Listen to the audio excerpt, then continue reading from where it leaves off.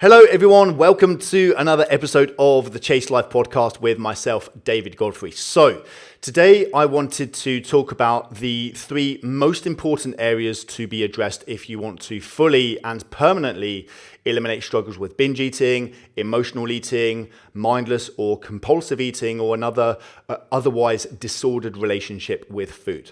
Because in a recent episode, I spoke specifically about food, about what needs to be addressed with regards to how we structure our nutritional approach, let's say, in order to both eliminate these types of struggles with food and be able to achieve our health, fitness, and well-being goals at the same time. Now, also in that episode, I emphasized, triply emphasized the importance of the fact that food is only 1 to maybe 5% of the real problem and of the solution, because struggles with food at the end of the day are just a surface level symptom of a much deeper problem. Now, again, it's still important that we address food because following certain approaches, even some approaches that are often touted as being, smart and scientific and the best way to approach nutrition and so forth, are actually just breeding perfectionism and the all or nothing mindset. All stuff that I addressed in that episode. So, but just to emphasize that yes, we do need to still address food, but even once we have a very healthy, smart, sustainable, simple, and personalized approach to food, that's still not going to fix your struggles with food on its own, because again, it's only a tiny piece of a much larger puzzle. And so I wanted to address that bigger puzzle in this episode and close the loop, so to speak, on this topic. When I say close the loop, I don't mean we're never going to address it again, but I mean having everything in one place, so that with these 2 episodes, you have the full, complete picture of, right, this is exactly what needs to be addressed in order for me to fully and permanently overcome these struggles. And if you haven't resolved your struggles yet, then it's going to be in one of the areas that I'm talking about in today's episode. And since we launched Chase Life in 2015, we now have hundreds of testimonials, hundreds of video testimonials of people who have fully and permanently overcome these types of struggles. And I'd highly recommend you going to check those out at our website, chaselifeconsulting.com, so that you can really recognize that even if you feel like you've struggled for years, even if you feel like you've tried everything, that doesn't mean there's anything wrong with you. And that says nothing about you or your capabilities or your future. That says everything about the methods that you've been trying so far. And if you haven't overcome your struggles yet, okay, great. That just means there's a gap in your skill set. But by taking the time to go through those testimonials and stories and these amazing people who have been very gracious in sharing their stories and their experiences and their journeys, that you can, hopefully find people that you resonate with and who are talking about struggles that you might be having yourself, and to realize, wow, if somebody like that can go through that and now be in a place of absolute freedom, then maybe that's possible for me too. So I wanted to share the 3 most important fundamental things for us to address, and why we have been able to get the results that we have with these clients, even again when they've been struggling for years and felt like they'd tried everything. So let's get into it now. So the first thing that I wanted to address is the fact that you can't, quote, think your way out of binge eating or emotional eating, compulsive eating, mindless eating, or a disordered relationship with food.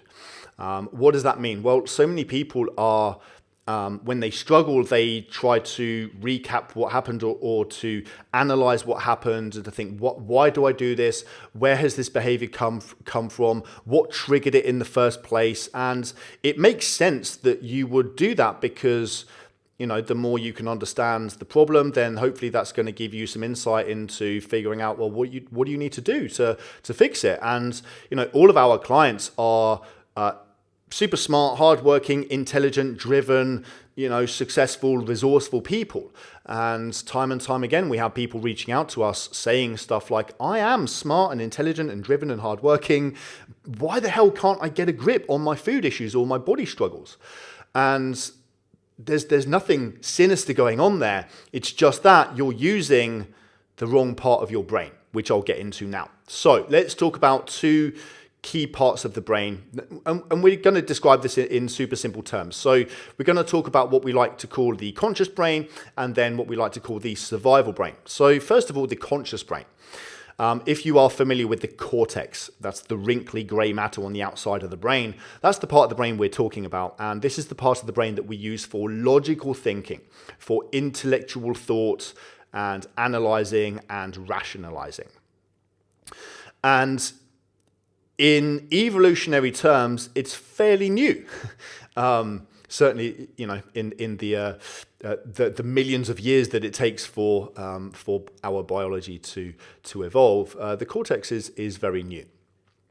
Then we've got the survival brain, which, if you are familiar with the limbic system, that's the part of the brain that we are talking about, which is much deeper near the brainstem, in the core of our brain. So our brains evolved essentially from the center, and then they evolved outwards. And the survival brain evolved hundreds of millions of years prior to the conscious brain. Now, the survival brain does not operate using logic. It does not understand logic. It only operates using emotions and associations.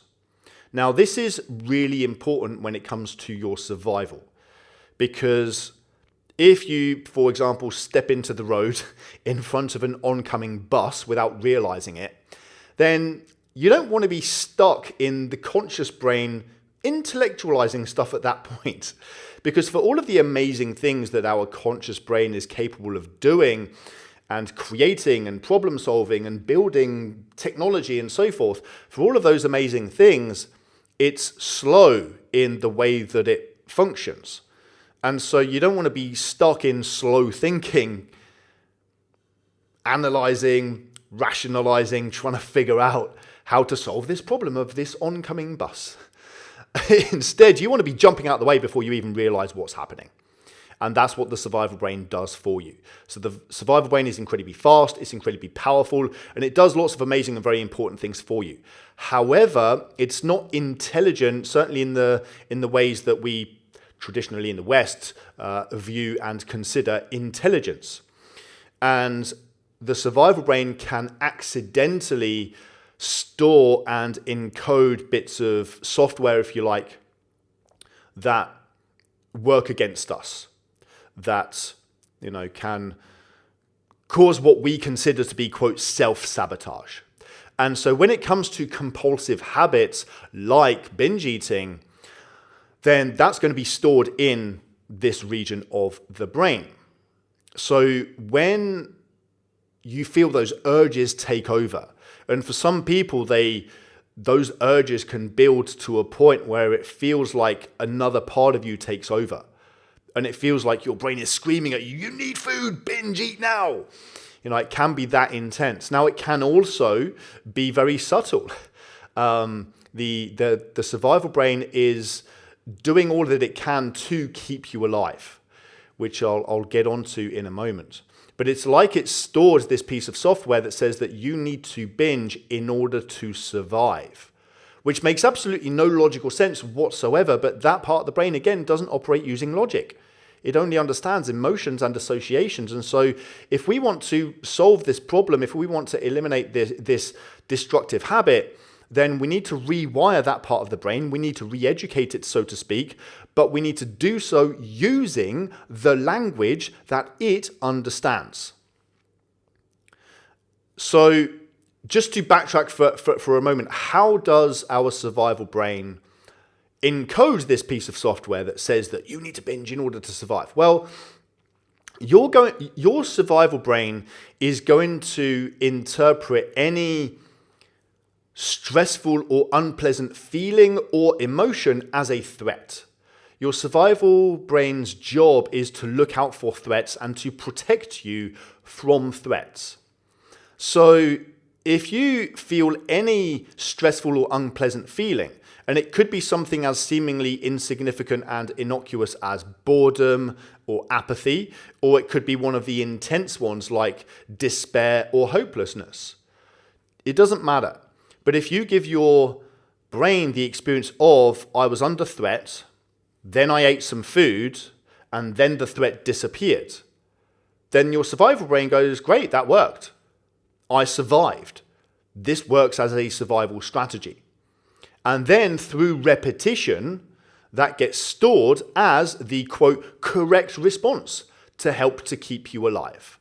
And again, not logical, but remember, this part of the brain is not built upon logic. It's built on survival. It evolved in a world where you had, a saber-toothed tiger walking into your cave. When a saber-toothed tiger walks into your cave, if you're stuck there brainstorming, going, what would be the best way for us to solve this saber-toothed tiger problem? You're the one who gets eaten. Whereas if I'm the one going, oh my God, crap, let's run, then I'm probably the one who survives because I just run without thinking about it. So it makes sense that from a survival perspective, that this part of the brain doesn't rationalize, doesn't use logic. It just immediately perceives a threat and immediately goes into fight, flight, or freeze, because those are the strategies that led to survival millions of years ago. And we're still operating with this part of our brain. So that binge eating piece of software, so to speak, it gets encoded in two ways. One is the intensity of the emotions, and two is repetition. And we're usually going to require both. So purely through repetition, after a while, whatever you repeat, your brain is going to make more efficient. Right? That's how we learn anything, whether what we're learning is useful or unuseful. Your brain doesn't care about good or bad or right or wrong or even fair or unfair. It just cares about repetition. And whatever you repeat will start to become automated. So the more you repeat it, then the more ingrained it becomes. But also, the greater the intensity of the emotions, the faster that encoding process. If you go from a place of despair or an intense, unpleasant feeling to then being able to at least zone out and get some sense of escapism using food, then the greater the emotional impact, both on the negative side and on the positive side, then the faster that encoding process happens in the brain. So the automation of any habit is going to be increased with peak emotional states. And that's how your survival brain encodes this piece of software that now says you need to binge in order to survive. And so your survival brain is doing you a favor. It wants the best for you. It's not, quote, sabotaging you from the perspective of trying to work against you and ruin your life. It's trying to do the best for you. It wants to keep you alive. It's just been miseducated through the experiences that you've had. So we need to re-educate it. But again, like I mentioned, we have to do that using the language that it understands.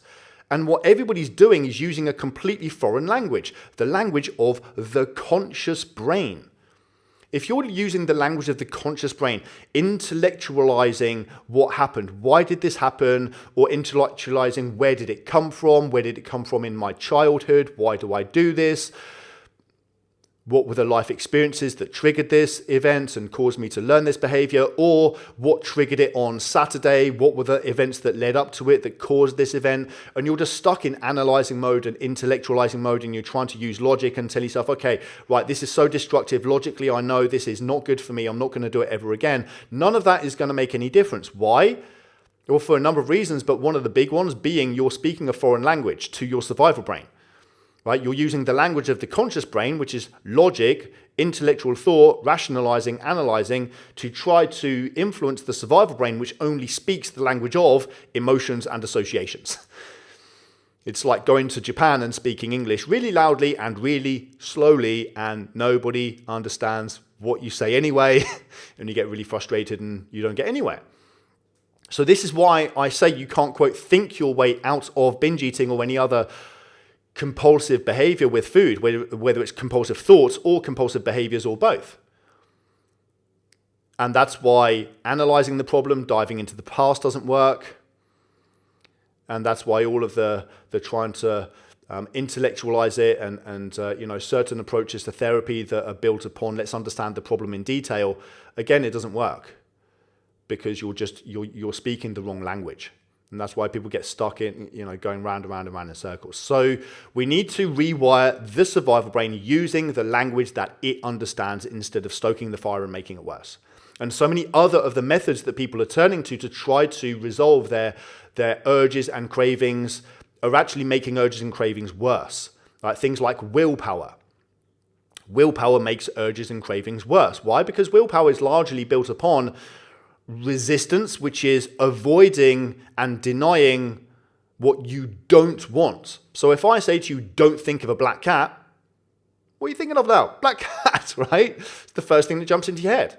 So if you then start going into don't eat chocolate, don't eat chocolate, don't eat chocolate, stop thinking about chocolate, stop thinking about it, stop thinking about it, deny yourself the chocolate, resist, resist, resist. Don't imagine what chocolate tastes like. Don't imagine the texture of chocolate as it melts deliciously in your mouth. Brilliant, thanks brain, now that's all I can think about. And so, as the saying goes, what you resist persists. You get more of what you focus on. And so willpower makes the whole thing worse. Distraction techniques make it worse through the same mechanisms. Right? Have I distracted myself from my cravings yet? No. Why is it following me around everywhere? Or cutting out your triggers, whether it's your trigger foods. What are your trigger foods? Oh, chocolate. Okay, great. Don't have any chocolate in the house. That's not emotional freedom. That makes you more anxious around food. That makes you more anxious around chocolate. That makes you more of a slave to chocolate, and that amplifies the triggering effects chocolate has on you. And it's the same with triggering events, like social events or work functions. Okay, great, don't go out ever again. That's not going to solve the problem. You don't solve a fear by avoiding the fear. So this is the first key area that we need to address, is rewiring the survival brain. And once you do this, now you finally have the key, the secret to eliminating these compulsive responses around food. Oftentimes people say to us things like, they're baffled. How are you able to eliminate something that somebody's been struggling with for years and years and years in some cases a matter of days, but certainly in a matter of weeks? And well, we say it's kind of like, imagine that you had a car broken down in your driveway and you've been banging your head against a brick wall for the last 10, 20, 30 years trying to fix it with no tools, no manual, no skills, no expert by your side telling you exactly how to do it. And then we give you all of those 4 things, and then it turns out it's just a half an hour job. You got to replace the fan belt or something. 3 decades of struggle solved in 30 minutes. So as they say, it's easy when you know how, right? And I should emphasize, look, there's definitely some hard work involved. It's simple, not necessarily easy. But when you're fully committed to the process, the outcome becomes inevitable. It's not a question of if, it's just a question of when. So this is the first key piece of the puzzle, is, as we like to term it, rewiring the survival brain. The next key piece of the puzzle is replacing the hidden benefits of binge eating. And yes, there are hidden benefits, and it might not seem like it, but every behavior, no matter how destructive or how much it might feel like self-sabotage, at its core level, it has unconscious benefits that it's providing you with. And when it comes to binge eating, emotional eating, compulsive eating, and so forth, for the most part, the key thing is it's enabling you to change your state internally, to change your internal states, to either escape pain or to move towards pleasure, or both. And when I say escape pain, again, it doesn't necessarily have to be the really intense ones like chronic stress, overwhelm, anxiety, despair, hopelessness, right? It can be things like boredom or apathy, or just feeling confused or feeling a bit disappointed.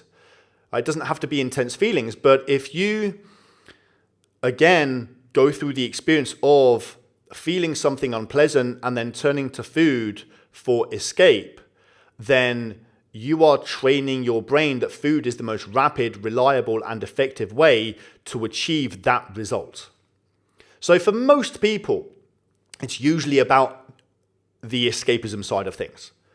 And like I say, for sure, we can condition seeking pleasure from food as well. We can associate the feeling of being connected, even love, to eating.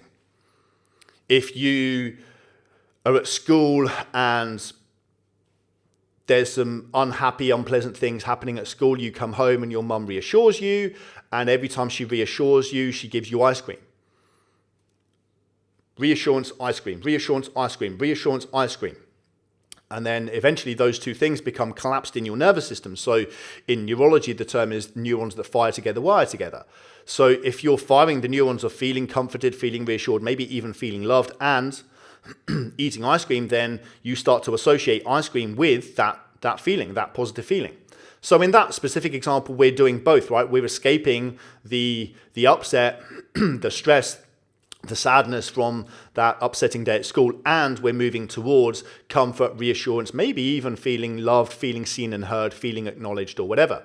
And so this is how these things get encoded in our brains. But the point I want to make is that food is providing you with that benefit or that reward. And so oftentimes people say things like, I'm afraid to let go of my binge eating. It's almost like an old friend that I'm going to miss.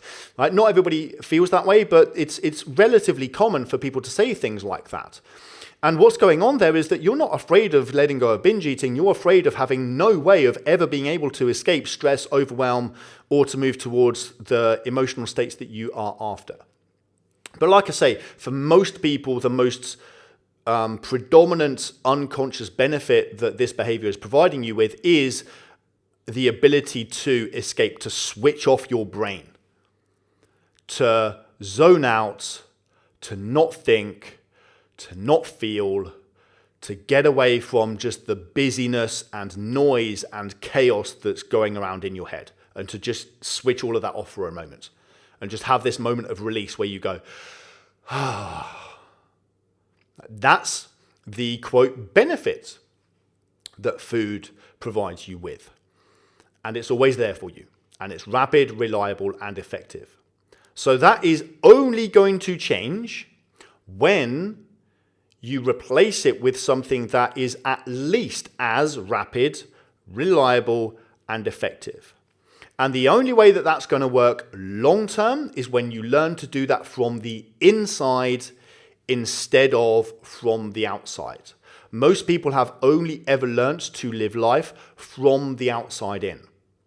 And they think that the solution to being centered, feeling like they are in harmony with life and the way that life unfolds, and to be grateful or happy or fulfilled, the only way is to control external circumstances. Right? So that can lead to behaviors like having control issues. I need to control everything around me so that I can finally feel better in here. That's the outside-in approach again. And of course, people learn too, when all of that doesn't work, when I'm trying to control the uncontrollable and predict the unpredictable and none of it's working anywhere and I get super stressed and overwhelmed. And then that's not working, so I turn to another external vehicle to get some sense of escape or release.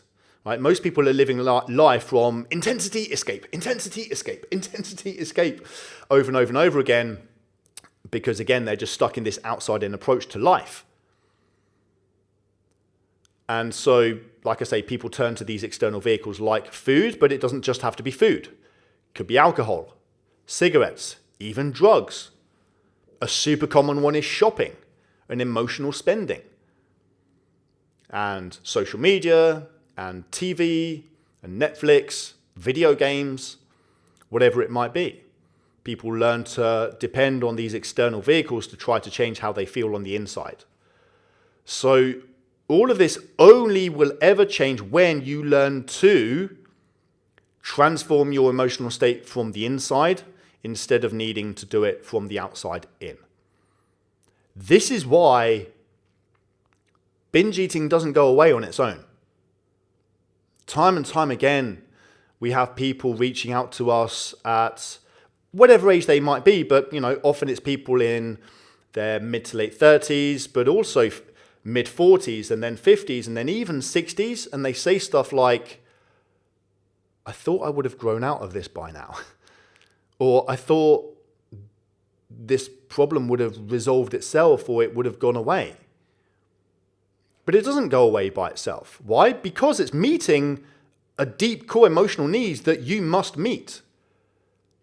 And if we just take away the vehicle without teaching you how to meet that need, you're going to get symptom substitution or relapse. That's why people are afraid that if they give up smoking, for example, that they will gain weight. Well, giving up smoking doesn't make you gain weight, but swapping cigarettes for food does. And that's what ends up happening. Right? And this is demonstrated time and time again. So, for example, if you use hypnosis, there are some people who are really excellent hypnotic subjects. They have a really extraordinary capacity to drop into these deep trance states. And in those states, you can create these very advanced hypnotic phenomenon. Right? You can, for example, get somebody to eat an onion and it tastes like an apple, and so on and so forth. And in people like this, you can do things such as create an aversion to chocolate, for example. You could make it so that chocolate tastes disgusting to them. Now, if you do something like that, all you're doing is removing the symptom or the behavior. But if you don't replace the underlying need, then they're now worse off. They don't have a way to switch their brain off, to go into the downside of the nervous system. If you're familiar with the parasympathetic, doesn't matter, I'm not going to go into it, but that's basically the rest, digest, healing, soothing, repair side of the nervous system. Then they have no way of switching off because they've got all of these other unconscious habits that are making them stressed and overwhelmed. So they're worse off now. And so, of course, they're going to relapse to the same problem, or they're going to get symptom substitution. They're going to swap chocolate for something else. And so this is why it's vital that we learn to replace the hidden benefits of binge eating by learning how to transform our state internally, independently of what's happening externally. And in all honesty, this is the most important skill for us to learn in life. And I mean that without exaggeration. Right? We've got both IQ and EQ. Now, the more we go into stressful emotional states, and it might start with, again, seemingly innocuous things like frustration, disappointment, but if that then escalates or it just prolongs for a period of time, then the more you go into the survival responses of the brain. And the more you go into the survival responses of the brain, the more you're going to go into fight, flight, or freeze. And that's when you're going to make decisions that you look back on and go, why was I so stupid? It's not that you were stupid, it's the state that you were in. You hadn't learned to manage your emotional state in that moment. And so you could be super smart in terms of book smarts, but your ability to tap into that and to make smart, logical, rational decisions is going to be dependent upon your ability to manage your emotional state. And so, like I say, this really is the most important skill for us to learn. All right, then the final key thing is to resolve any of the underlying emotional blockages or obstacles or internal conflicts that have either created binge eating, emotional eating, compulsive eating, mindless eating, and so forth, or certainly are perpetuating it and keeping it alive. And so this is where we need to resolve things like low self-worth, low self-esteem, struggles with your relationship with yourself, not feeling good enough, right? And recognize that those types of struggles can manifest in different ways. For some people, it's the more obvious shyness and shrinking, retreating, not wanting to be seen or heard type of response. But for other people, they can overcompensate, right? Always needing to prove something, can often even become the loudest person in the room because they desperately need that validation or that adoration. They need other people to reassure them that they are liked or important or special in some way and so forth. Very, very common responses. So things like self-worth struggles and struggles with not feeling good enough. Also things like perfectionism, overthinking, overanalyzing, chronic worry about the future, about the past, or traumatic events from the past that you don't seem to be able to move past, chronic worry about the future, negative body image, people pleasing, monkey mind, which is where your mind can't sit still and it's constantly jumping around from one thing to the next, to the next, to the next, and so forth. And all of these types of struggles. And if you're like most of our clients, then you will resonate with a lot of the above, and oftentimes all of the above, because these are all kind of interconnected. They're all part and parcel of the same problem. And so again, struggles with food, that's just a surface level symptom of a deeper problem. Right? And people obsess over whatever their core obsession is. So for some people it's food and their body and weight loss. But for other people, it's dating and relationships. And other people, it's business or their money struggles. And people think that the solution to their problems is, I need to figure out a better business model or a better marketing strategy or a better CRM, whatever it might be. And in dating, people think, I just need to, I need to go to the right places to meet the right people. And I need, better chat up lines, or what to text them back, or what's the best dating app, and what should I put in my profile, and so forth. And then when it comes to weight loss, people are obsessing over diet, nutrition, and training. And it's not that any of these things are insignificant. Of course, we need to learn, in relationships to communicate effectively, and in business, there's definitely things that are going to work and things that are not. And in nutrition, again, there are things that are going to backfire and things that are just sensible, smart, the basic fundamentals that we discussed in the previous episode. So all of these things are important, but that's surface level strategy. What's the real reason why people are constantly sabotaging themselves in their diet, with their body, in their relationships, whether it's dating and they can't seem to meet the right people, or they're always attracting the wrong people, or they're in a relationship and they're quote unquote sabotaging those relationships, or in business and they're not putting themselves out there, they have imposter syndrome, they're not progressing in their career, they're not getting any pay rises because they feel inadequate or insecure, or again, they're overcompensating, etc. It's because of all of these underlying emotional habits and how people are living their lives and their day. And then on top of that, it's all of the stress and the overwhelm that causes. So in our first key priority, we addressed rewiring the survival brain. Now, what's the real reason why people are chronically stressed and overwhelmed? Because all of our clients are super busy. Like I said, we work with successful, hardworking people who take ownership and they are resourceful, right? They don't play the victim. They don't blame anybody else for their struggles. They want a great life. They know it's on them to create the quality of life that they want. And so they make things happen. They are bold, decisive action takers. Right? They're the typical types of people that we work with. And so everybody's busy.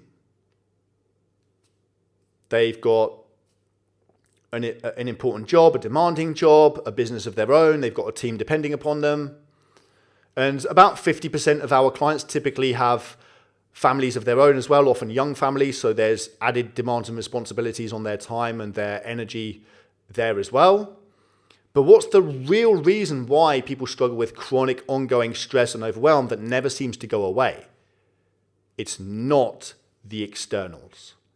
And it's so easy for us to blame the externals. To blame the kids, the spouse, the staff, the colleagues, the clients, the business, the marketplace. It's so easy to blame all of those things for how we feel internally. But the moment that you blame something or someone else for how you feel is the moment you give all of your power away, because you can't have what you want until they say you can. And you know deep down that's not true. The real reason why people are struggling with chronic stress and overwhelm is all of the internals. An entire day spent people pleasing, saying yes when you really wish you could say no. constantly breaking your own boundaries and standards and values purely to avoid your fear of rejection or to try to get people to like you. And then it's so easy again to blame other people for imposing inappropriate workloads upon you, etc., etc. Whereas really it's you who's not setting the boundaries. People pleasing, low self-worth, constantly doubting yourself, over-analyzing, second-guessing everything that you do, perfectionism, constantly looking for what else is wrong, what else have I missed, what else have I overlooked, what could somebody find or judge or criticize or dislike.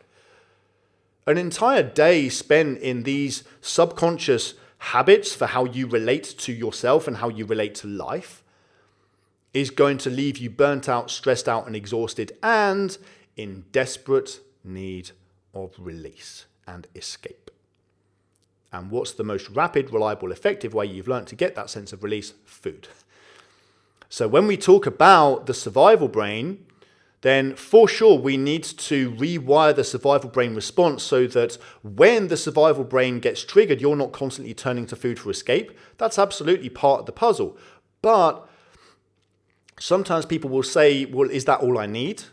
And well, strictly speaking, you could approach it that way, but the analogy, the metaphor I like to use is it's kind of like asking somebody to overcome their addiction to painkillers whilst simultaneously leaving them in physical pain 24/7.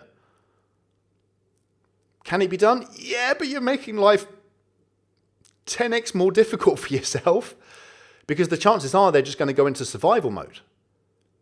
Because one of the things to understand about the survival brain is it doesn't care about long-term consequences. Right? When the saber-toothed tiger walks into your cave, you're not thinking about, what shall I do tomorrow? Right? You're just thinking about, get out, run, survive. And equally, when your urges or cravings around foods take over, you're not thinking about long-term. You don't care about the long-term consequences in that moment. All you're being driven by is, I just need to feel better right now. Desperately need to get that sense of escape. So that's why we need to make sure that people are not stuck in survival mode 24/7 and constantly triggering their survival brain over and over and over and over again and just making this work excruciating. So that's why it's critical for us to address the key emotional blockages, obstacles, internal conflicts that certainly have either created this problem and are contributing to it and keeping it alive. Now, when it comes to resolving these types of emotional struggles, so many people are completely misguided, misled, whereby they've been taught that overcoming these struggles is long and slow and painful, and nothing could be further from the truth. Right? We've been taught that we need to dive into the past and understand where all of this came from and rehash the past and relive and revisit the past. And unfortunately, what we find is that the more you focus on upsetting things, the more upset you become. And oftentimes we have clients reaching out to us who have been through those kinds of approaches, and they say stuff like, well, it's almost like it almost gave me permission to continue with this problem. It's like, now I understand why I'm so irreparably broken. Well, that explains it. And that's not to say that the past is irrelevant. That's not to say that there isn't massive value in, when it's appropriate, to help somebody to completely reframe something that happened in the past so that they can let it go and leave the past in the past. But so oftentimes people approach fixing these problems, overcoming these types of internal emotional struggles from the perspective of, if I understand where the problem came from, the problem will go away. Understanding the problem in detail doesn't make the problem go away. That's like me saying, I understand how and why my car broke down. You could understand that in detail. You could have a really detailed understanding of the internal combustion engine and understand that you blew a gasket or that your fan belt broke. But that doesn't mean that you have the tools or the skills or the knowledge or the expertise to fix it. It's an entirely different skill set. And so this is the same. Understanding the problem in detail doesn't make the problem go away. And so actually the solution to these types of internal struggles is training. to train the neural pathways that you need instead. So we approach this from the perspective of training your neurology to create the response that you do want instead of what you don't want. So the broad sweeping term that we like to use is emotional fitness. It's the ability to regulate your state internally, independently of what's happening externally. So this very much overlaps with the last key shift that we needed to address, which was meeting the hidden benefits of binge eating from the inside. Right? The solution to that is also emotional fitness. So to describe what I mean by the solution is training, let me use it's a crude metaphor, but hopefully it helps you to understand what I'm talking about a little bit more effectively, which is, let's say that I have learned tennis and I'm self-taught with tennis and I've got some really bad habits. Or maybe not, I'm not entirely self-taught, but I've got some really bad habits with my forehand.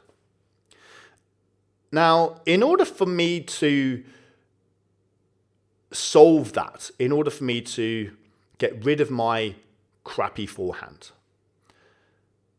I don't need to analyze my crappy forehand and understand how and why I learnt to hit the ball that way and where it came from. And I first picked up a racket when I was 6 and I kind of swung it around a bit on my own. And then I was just whacking a ball against the wall on my own. So I was self-taught and I already had some bad habits. And then I got a coach who was a terrible coach who also taught me some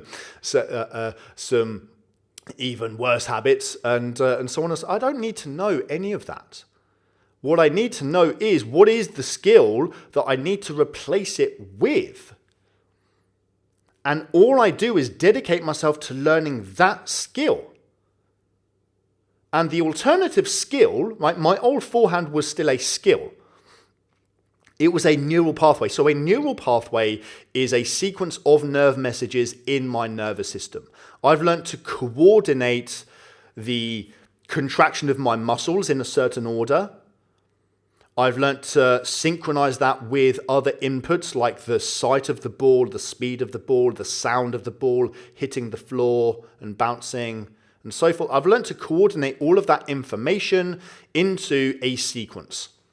And with a crappy forehand, it's just out of sequence. But that is what's called a neural pathway. It's a sequence of nerve messages in my nervous system that produces a certain result, a certain response. And I don't need to understand what that is in detail. What I need to understand is, how do I produce the result that I'm after?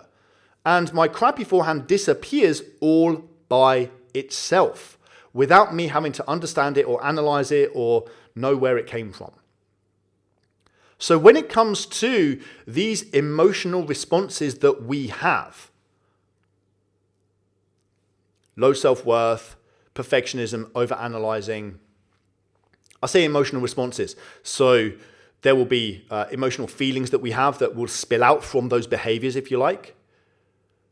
But both the behavior and the feelings and the emotions we experience intertwined with all of that, those are skills.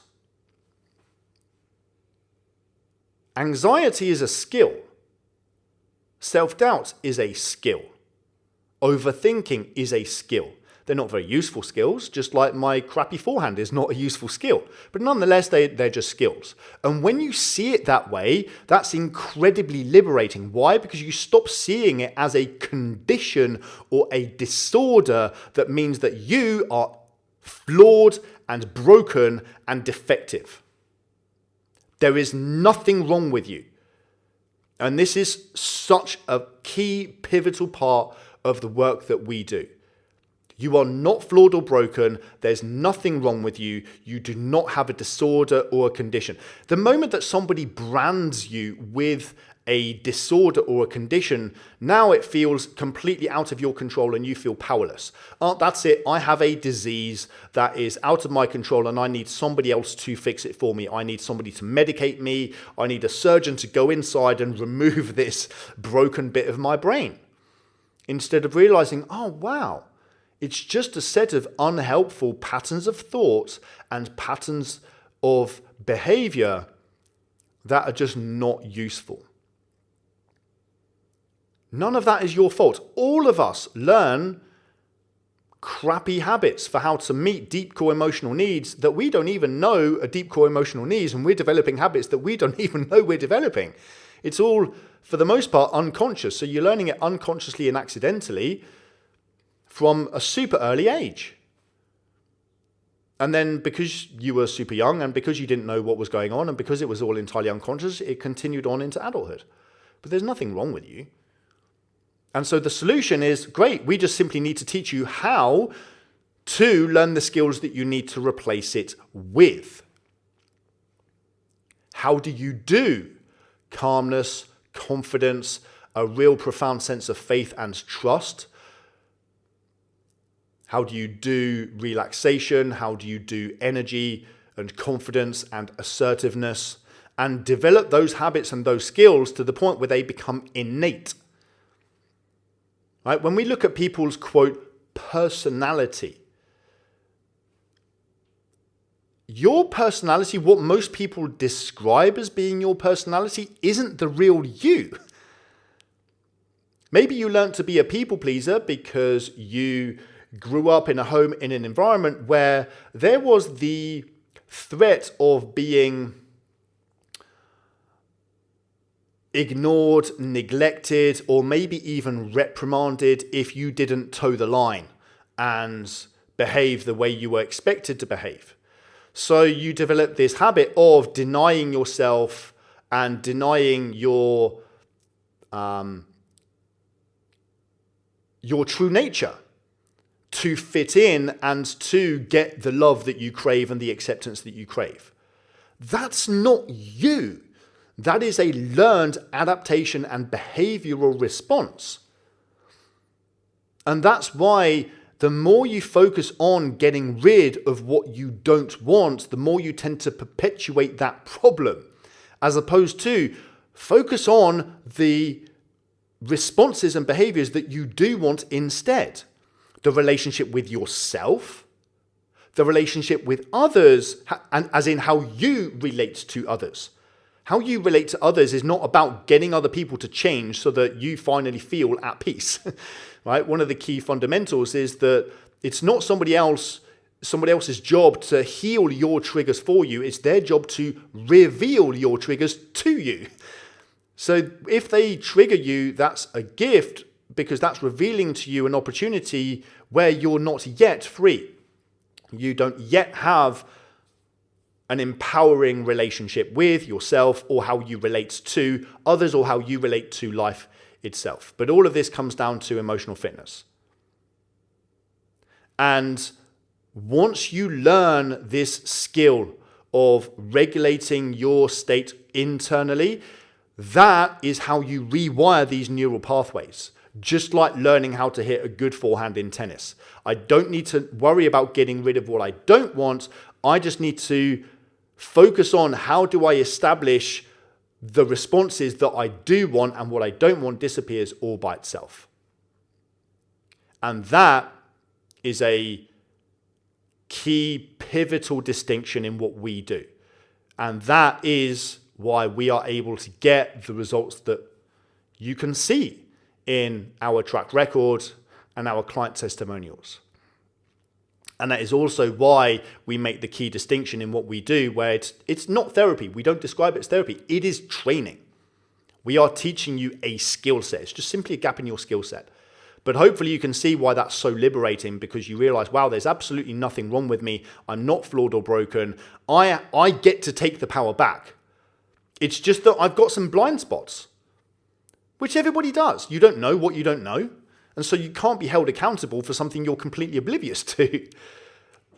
And equally, if you don't know what you don't know, if you're trying to figure it out on your own, how long is it going to take you to find what you don't even know that you don't know? But once you get given the blueprint and you have somebody to coach you through this training, then the result is rapid and powerful and effective. That's why we say to people, overcoming these struggles is fast when it's done right. Overcoming chronic stress, overwhelm, anxiety, and these behaviors like perfectionism and overthinking and so forth, it's fast when it's done right. Because now you just dedicate yourself to developing the skills that you do want and you do the work. And that's how you lay down the foundations for the neural pathways that you do want, and the neural pathways that you don't want that leads to the old results, the old feelings, the old behaviors. They get weaker and weaker and weaker and then eventually disappear. So, the final kind of bonus piece, if you like, that I'd like to give you is to seek help, to encourage you not to go it alone. And I really hope that you've gotten massive value from this episode and everything that we do in the Chase Life podcast and the materials that we put out there.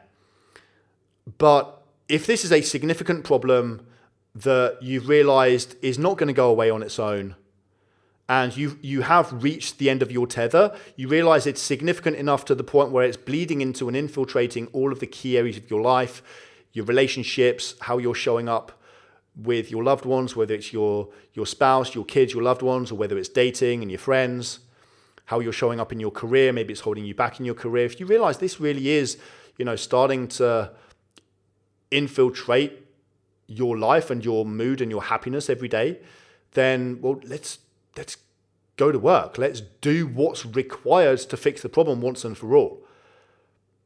And doing what it takes doesn't mean dabbling and doing what's convenient or a quick fix or something that you can shoehorn into your already busy schedule. And if that requires you reaching out and asking for help, then do that. And hopefully what I've been through today helps you to realize that reaching out for help is actually a smart, intelligent thing to do. Oftentimes people worry and they refrain from reaching out for help because they attach things to it like, that means that I'm weak, or that means that I have to admit that I have a problem, and they label it as there's something wrong with me.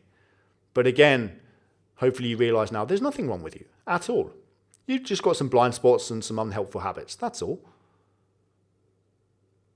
But yeah, if you want to fix it once and for all, then of course it's going to take training and it's going to take coaching.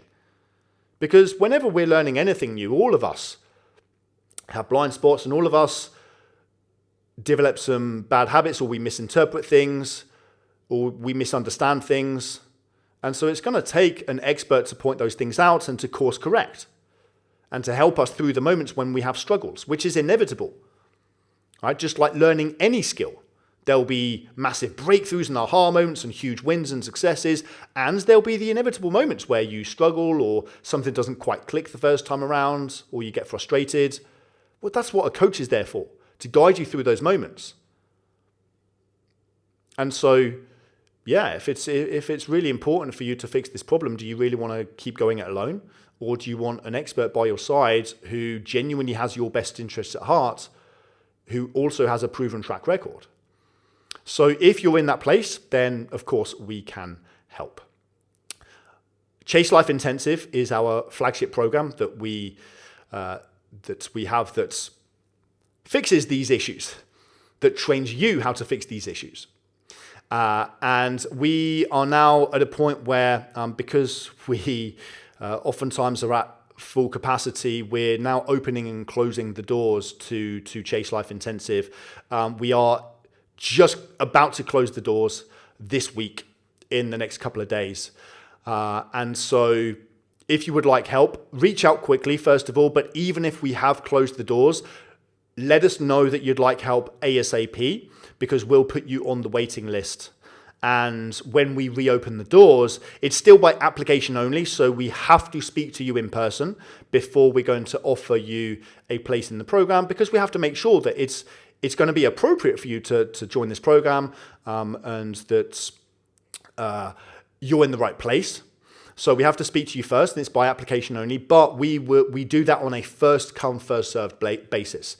So if you put yourself on the waiting list ASAP, then the next time that we open the doors, then we'll be able to speak to you and get you in as soon as possible. So I hope you found that really useful. I hope that helps to put a lot of things in place to plug in the missing pieces of the jigsaw the puzzle, so to speak, so that now you can understand, right, these are the key areas that I need to address in order to fully and permanently eliminate struggles with binge eating once and for all, and set myself up for the rest of my life, living a lifetime of joy and freedom, knowing that I've got this area of my life handled now, being able to really maximize on my potential instead of having this thing holding me back.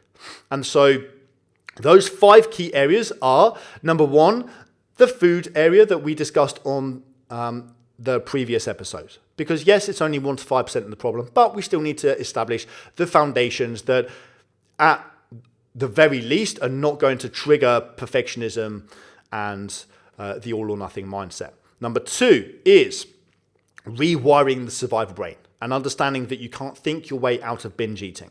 Number 3 is replacing the hidden benefits of binge eating and learning to provide yourself with those emotional needs and the ability to change your state from the inside when you need it, in the moments when you need it, not just when you're sitting at home in the comfort of your own controlled environment, or when you're at work distracted from your problems at home, but when you need it. Learning to regulate your state internally in the moments that you need it.